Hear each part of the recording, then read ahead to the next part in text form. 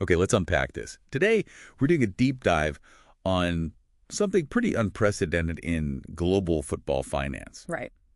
It's this huge financial opportunity for clubs.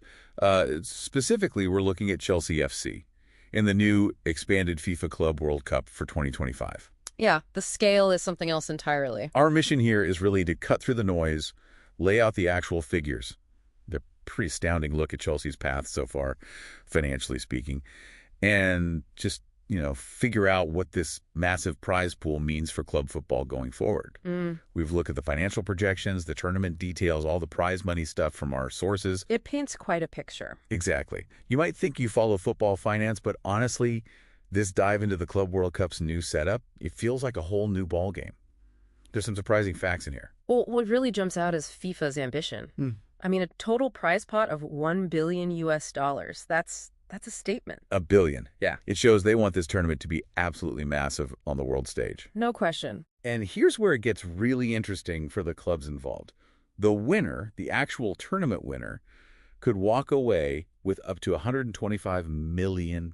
Which is transformative money. Absolutely. Yeah. This isn't just about lifting a trophy anymore, is it? It's a major, major revenue event. Definitely. And the way that billion is broken down is key. There are two main pillars for the prize money. Okay. First, you've got the participation pillar. That's about $525 million.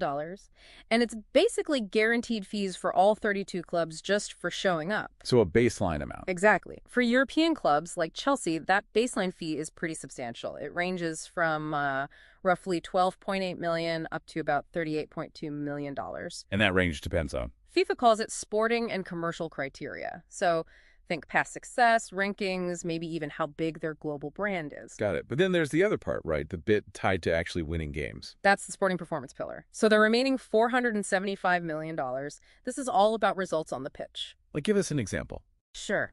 A single win in the group stage, that's worth $2 million. Wow. Even a draw gets you $1 million. Okay, so decent incentives right from the start. But what's fascinating here is how it ramps up.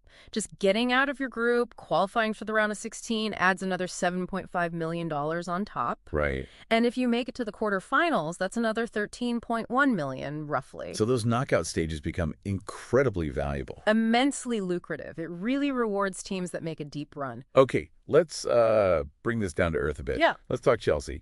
They got in because they won the Champions League back in 2021, and they're playing now over in the U.S. Yeah. How have they done so far performance-wise? Well, they started well. Beat Los Angeles FC 2-0, so that's $2 million earned right there. Okay. But then they lost their second game 3-1 against Flamengo, so zero earnings from that match itself. Right, so adding that up, what have they banked so far?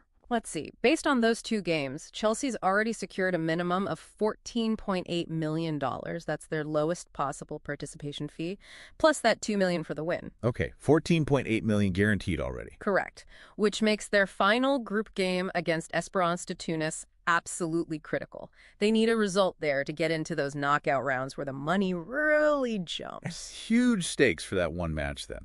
Yeah. Now, stepping back a bit, where is all this money, this $1 billion, actually coming from?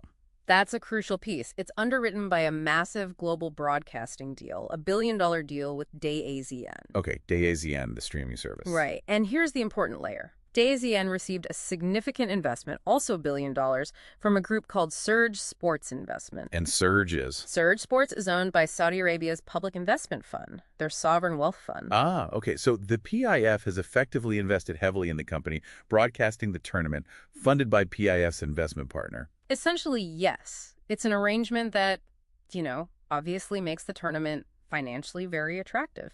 But it also, potentially, positions a major new player, Saudi Arabia, quite significantly within international football structures.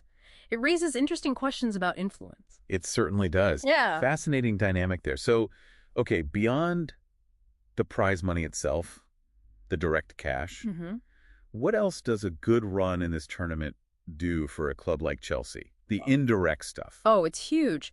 Think about the global brand visibility. This tournament, especially in its expanded format, reaches The everywhere. more eyeballs. Way more eyeballs. That helps engage their international fan base, people all over the world. You'll likely see spikes in merchandise sales. Makes sense. And it makes them more attractive for sponsorships down the line, better deals, bigger partners. So it all feeds back into the club's overall value. Absolutely. All these things together, the brand, the fans, the commercial deals, they contribute significantly to increasing the club's overall franchise valuation. It helps cement their status. Right. So wrapping this up, the 2025 Club World Cup. It's clearly much more than just another tournament on the calendar. It feels like a strategic financial play, really. Yeah, one that could seriously shape how these top clubs invest, build their squads, everything in the coming years. The knock-on effects could be substantial. Definitely. So something for you, the listener, to think about. How might this new era of, frankly, massive payouts, Right. often linked to significant external investment, change the game? Think about team strategies, the transfer market, maybe even the whole balance of power in global sports. What really stands out to you from all this?